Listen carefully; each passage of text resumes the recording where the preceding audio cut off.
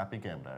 Welcome to SGTV's Gamecock Gameday, where we lay down everything you need to know about Gamecock football. Stay tuned to hear our thoughts on today's matchup against number 10 Texas A&M, our Cocky Call question of the week, and South Carolina's dominating win over Oklahoma. All that and more coming up. Welcome to Gamecock Gameday.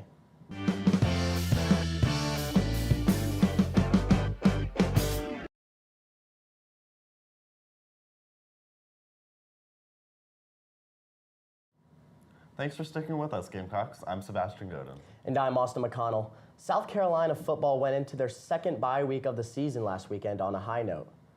The Gamecocks defeated Oklahoma 35-9 on the road 2 weekends ago. They wasted no time putting numbers on the board with not one, but 2 defensive touchdowns in the first quarter. South Carolina's defense was on point, forcing several turnovers, one of which came on Oklahoma's first offensive play. Oklahoma's Michael Hawkins Jr. was intercepted by Nick Emmanwori, leading to a touchdown in the following Gamecock possession. Hawkins couldn't catch a break on Oklahoma's next offensive possession, with a sack causing him to fumble the ball. Tonka Hemingway recovered the ball and was able to take it all the way back to the Oklahoma end zone. A few plays later, Emmanwori took over the game again with another interception. This time, he was able to get the touchdown himself, returning the ball 65 yards to the end zone. In the second quarter, the two teams traded a pair of field goals before Lenora Sellers completed a 33-yard pass to Joshua Simon for South Carolina's last touchdown of the evening. Oklahoma finally got their first touchdown of the game in the third quarter, but it wasn't enough to top the Gamecocks. And it was phenomenal, per usual, from this defense. And just going through the recap, I just keep remembering the game.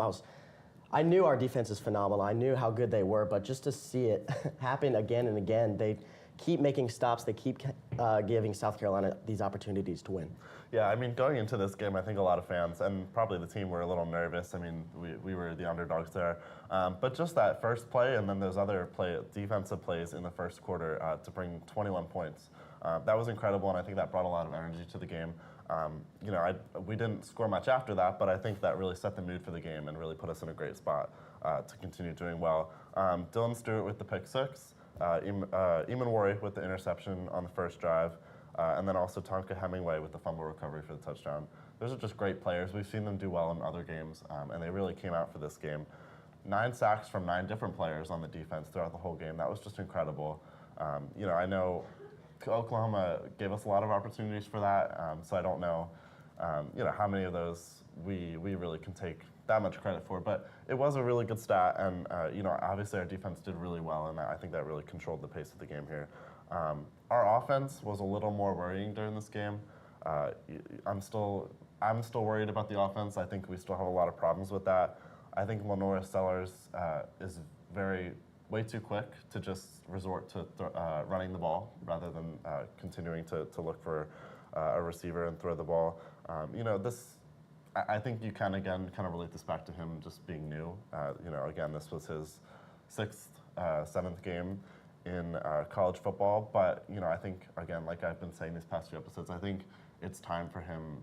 I think we can't keep blaming that on him being a new quarterback. He had a lot of fumbles against Alabama, and that was a big problem. He had 4 sacks there. And I think it is a little bit on our offensive line because I don't think they give him enough time to actually, take his time, which I think he needs. Mm-hmm. So I think it's a little bit of that, but also, Lenora Sellers. There were a lot of fumbles from OU. I think we got lucky from that. We did see their defense struggle against Texas, so I don't, obviously they weren't like a super powerful defense, but we were good on defense. A lot of problems from our offense, and then I think just we got lucky a lot. So. Yeah, finally the luck went our way this time. Like after the LSU game, after Alabama, it just felt like everything was against us. And you mentioned it. It's time to flip the page this season. It's time to turn everything around, get Lenoris going. Second bye week hopefully helps that out, helps that narrative. Shane Beamer is normally very good after a bye week, so hopefully the offense comes alive. I have one of my top notes. We scored 35 points. But only 14 of those were the offense. We had an opening drive touchdown and then one more in the second half. So it's just very, very worrisome, like you mentioned. And I don't know. I keep saying we need to air it out, but then you mentioned the offensive line. We just can't be back there for more than 2 seconds because everybody's coming through the line, and he's having to scramble and take off. And it's good to see that he's a little more healthy now, so he's able to scramble and go pick up that first down instead of throwing it away or something like that. But definitely, hopefully, that win turns our season around. It was good to get one more win in that 3-game stretch that we were a little worried about. Kind of wish we had 2. Right. Really wish we got that Bama game. That really came down to the final drive.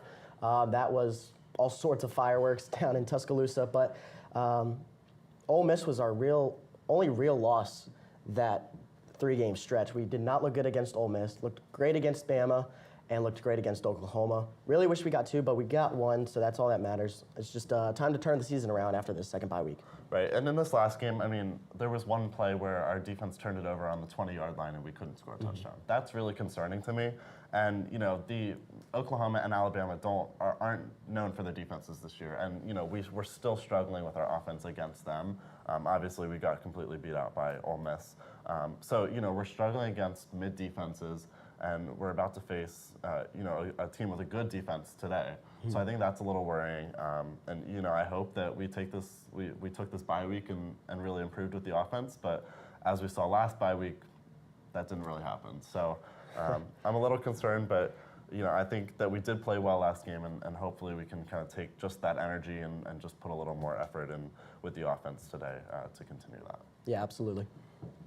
Now it's time for this week's Cocky Call, straight from the Gamecock Gridiron. How many more wins can the Gamecocks pick up in their 5 remaining games? They host number 10 Texas A&M tonight, travel to just recently ranked Vanderbilt, who just beat Bama and only lost by 3 to Texas. Then they play number 25 Missouri at home. I don't really think Missouri deserves to be ranked. They haven't looked as good as they did last year.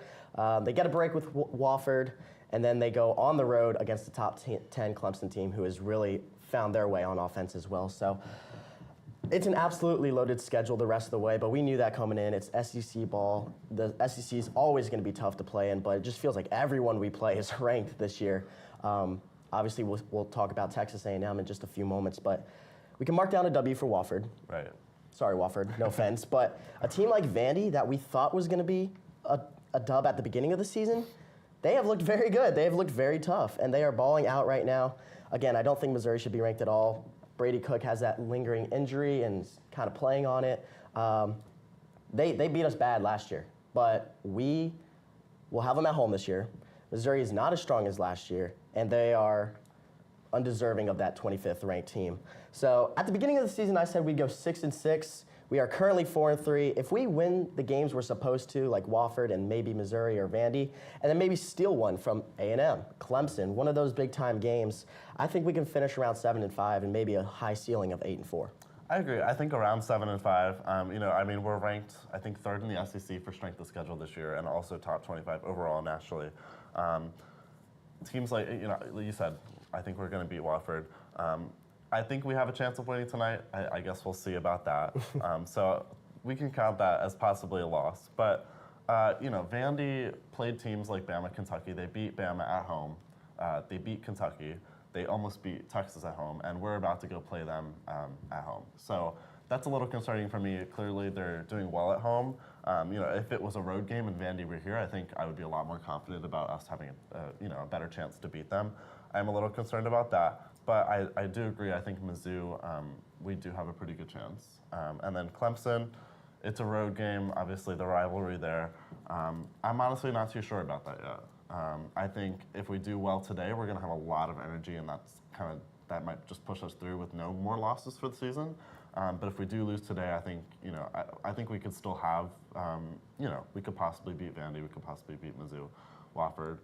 If we don't win today, though, I don't know if we'll have. You know, I don't know if we'll end up beating Clemson. So I'm going to stick with like 7-5. We'll see how today pans out, and then I think that kind of determines the rest of the season for us. Yeah, road games are always tough, but I mean, we saw Ole Miss at home after a bye week, and that looked rough. Then we went on the road and actually played 2 very strong games. So maybe we are better on the road. Who knows? Obviously, the teams we are playing don't get any easier. I think the whole point of this season is just get back to a bowl game. We missed out on it last year, going 5-7. You need 6 wins to make a bowl game. I think just getting back into postseason play is going to be one big for recruiting, which we've already had a great year. Right. We have a great class coming in next year. If you can just get that extra game under your belt, that more film going into next year, especially for these younger guys, just as many games as you can before we really try to really go for something big like an SEC title. Yeah, I completely agree, and I think we will get a bowl game. Obviously Wofford, that's the 5th win, and then I think we find a win, either Mizzou or Vandy. I think that's pretty much guaranteed. So I think we'll do well, and hopefully that does help with the recruiting, and then next season I think we'll be looking a lot better. Absolutely. Stay tuned after the break to hear our thoughts on today's SEC matchup. I'm here at Williams-Brice Stadium. I'm here at Stone Stadium. I'm here at the Carolina Volleyball Center.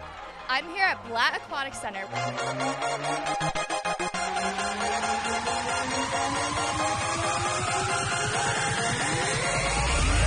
Let's check out some of the highlights.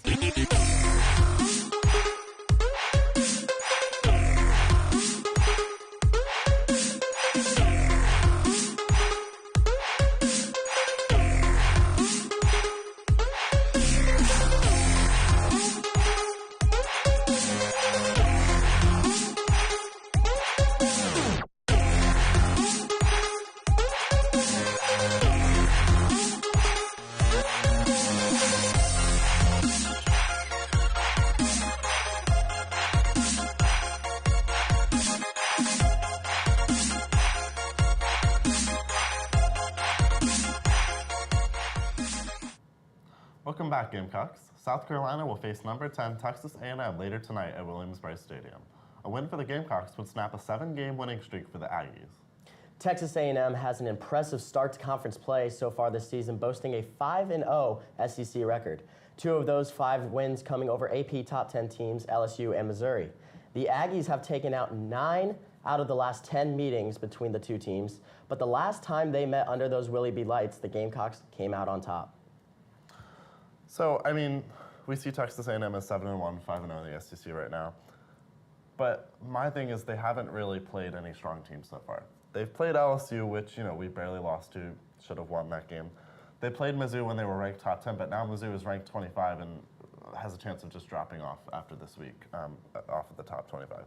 So they haven't really played any strong teams, and I think what I've seen online a lot is A&M fans are agreeing that this is, the first or the second after LSU real team that they've played this year, and they are a little worried. I think that we bring a lot to the table here, and we're a lot stronger than these other teams that they played, and I think I think they do deserve to be ranked where they are. But don't get me wrong, but I do think that they have had a pretty easy schedule so far, and I think that that's not really. I think we saw that same thing with Texas. They had some pretty easy games, and they just coasted to number 1, and then they played some real teams and were dropped down.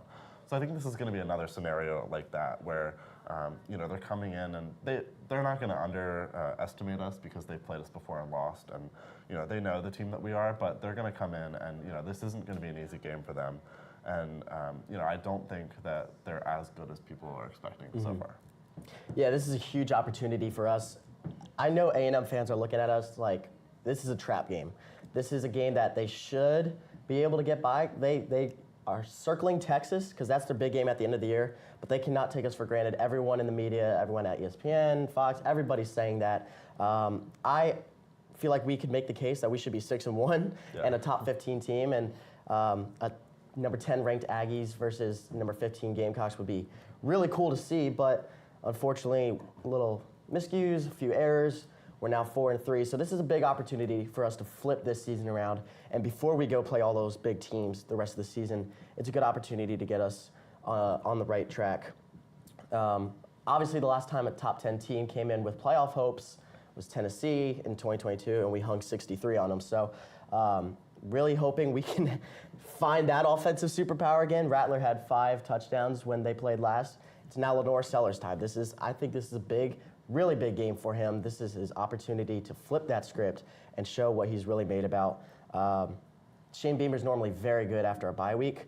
Right. Before Ole Miss, he was 3-0 in his time at South Carolina. Now he is 3-1. So really hoping to better that record as well. I think they didn't go easy on him at all these last couple of weeks just because of what happened after last bye week. losing 27-3 to Ole Miss. So offense just needs to get going. Just need Lenore Sellers to do his thing. Rocket needs to take off, pun intended. And Oklahoma's defense is pretty solid. We looked okay against them, put up those 14 points. We're going to talk about the score predictions in a few moments, but we need a big showing. We need to prove to people that we deserve to be a top SEC team and that we are not just a defense team. Yeah. I mean, A&M has a very strong offense and defense. I think that's pretty concerning. You know, we have the good defense, but like I said, we've seen our offense struggle. So I think that's going to be a little concerning. South Carolina fans have been deprived of a night game or of multiple night games this season, though. We've only had one so far. I think there's going to be an electric crowd there. It's homecoming, so you know there's going to be a lot of fans. It's sold out. It's going to be a great game. What I am concerned about, and I did mention this in the Alabama game, you know, we seem to struggle with the second half. In Oklahoma, couldn't score a single touchdown in the second half. I just think that we don't have the energy to continue, and that's a problem because teams like Texas A&M do have that energy. You know, we saw them come back against LSU in the second half, and they were great throughout the whole game. That's a problem for us because, you know, we seem to just die down, and we can't do that, especially at a night game, a home night game, where, you know, hopefully the fans are going to help us with that energy, but, you know, we need to keep pushing through that and not just die down and just kind of give up in the second half. Yeah, and the difference there is, you talked about how they have both a good defense and offense. Their offense is able to possess the ball, they're able to extend drives, they're not going 3 and out, and that's why we talk about, and that's why we're so concerned with the South Carolina offense is defense makes a huge stop, and then they're right back on the field 2 minutes later because the offense goes 3 and out, or they can't get the run game going, they can't pick up a 3rd and medium. So really need to fix that today. Those 3rd and 4 to 3rd and 7s, anywhere from that range, those have to be picked up. 3rd and longs, avoid them. That's the best advice I can give for those. And to establish the run game, we have to air it out. Like, we cannot just run the ball the entire time because they'll just keep packing the box. They're going to stop Rocket. There's some big boys down there in Aggie land, so they're gonna really push through our offensive line. We're going to have to establish the run by airing it out a little bit at the beginning of the game. Yeah, and I think what is looking up for us is that when Texas A&M played LSU, you know, a team with a real defense, you know, they did struggle in that first half. And, you know, I think what our defense has been good at these past few games is that they can usually power through the whole game in that second half. And I think as long as our defense, you know, is able to make some big stops in the first half and then continue that energy, I think we'll be pretty good. And hopefully, you know, maybe it'll be like another replay of that LSU game, you know, where they weren't really scoring in that first half. And then if we can hold them in the second half and not make mistakes and, you know, like our LSU game where that happened, I think we'll be in a good spot. Obviously, they don't have that home field advantage with the 13th or 12th, 13th man. So, you know, I think it's going to be a good game. I think that we definitely have a chance if we can kind of hold out for the entire game. Absolutely. Before we go, here's our predictions for today's score. I have USC winning 24-17. You know, like I said, I think if we can hold out for the entire game, I think we have a good chance. I think it's going to be like lower scoring, obviously. You know, it is going to be like a pretty close matchup. My 3 things are, I think our offense obviously needs to step it up this game. I want to see Lenore's passing the ball, but that also means that our offensive line needs to give them the chance to pass the ball. Number 2, again, that second half energy, just playing through the entire game and keeping that energy up, both on defense and offense. You know, like I said, we've seen the defense do that, but I want to see the offense step up and do that. And then 3rd, we just have a pack to really be, it's going to be a great energy, and I think that's definitely going to help us. Hopefully that kind of gives us just the leg up and really energizes our players to want to do well and continue that. So that's my thoughts. Yeah, and you mentioned it earlier. It's homecoming. It's a night game. Everyone's been waiting on it. The only other night game we've had is Akron, and that's not the most eye-catching opponent. No offense, Akron. But this is a top 10 SEC matchup. This place is going to be rocking. Sandstorm is going to be loud. I have 27-24 Carolina. I'm asking a lot out of our offense for 27 points. But then when you really look at it, I'm really not. It's 3 touchdowns and a couple field goals, 4 touchdowns if you're feeling lucky. I really hope it turns into how it was last time A&M was here, last time Tennessee was here, where they were a top 5 team with playoff hopes on the line. We have nothing to lose. Right. A&M's going to have to play very, not conservative, but a little more conservative than us because we are a 4-3 team. If we lose one more, like, we have no shot of getting ranked. However, if we beat a top 10 team, we're 5-3 knocking on the door, and their playoff hopes are ruined. We are going to get turnovers. It's just, can our offense stay on the field? That's my big question tonight is, can our offense possess the ball? Can we score on every possession, whether it's a field goal or a touchdown? Can we give our defense a break? Those questions have to be successfully answered tonight. I have 27-24 Gamecocks. I think we could jump out early in the first half, but like you mentioned, second half gets a little shaky for us. If we play a complete game, I think there's no doubt in my mind we can beat this A&M team. I agree, like you said, I think we don't have anything to really lose here. I think that's a good mentality going into this. We lost against Ole Miss, but then we came back and did well against Bama and beat Oklahoma. I think we've asked a lot for the Bama game. We wanted a good game. We got a good game. And I think, we got a good game against Oklahoma too. I think no matter what, it's going to be a great game. I just hope that we come out on top. But I think based on what we've done, whether we win or lose, I think the rest of the season is going to be pretty good. I think we're going to be able to bounce back. We've seen that before against our loss against LSU, and then obviously Ole Miss as well. So I think it's going to be a great game. I'm really looking forward to it. Yeah, and just one more thing. You spoke on it earlier, how there were a couple turnovers inside the Oklahoma 20-yard line, 30-yard line that we didn't capitalize on. Right. That's what's going to need to happen tonight. Dylan Stewart, Emmanuel Worry, if they make big plays in A&M territory, we need to score points there, and I'm not talking field goals. We need to punch it in from the 20-yard line and just make sure that we give our defense as much help as they can, give us that cushion, especially in the first half, so if things do get a little shaky in the second half, we at least have something to build on at halftime. Yeah, I definitely don't want us to be relying on our kicker to win anything, because we've seen how that went, in past games. Yeah, so, for sure. I don't think we want to be relying on that. I agree. We need to capitalize on big plays in Texas territory. That wraps up our show for today. Thanks for tuning in to Gamecock Game Day. Be sure to follow us on Instagram, X, and Facebook at SGTV at USC. To keep up with all of our content, be sure to also visit us online at sgtv@usc.com. I'm Austin McConnell. And I'm Sebastian Godun. From all of us here at SGTV, have a great day, Carolina, forever to thee.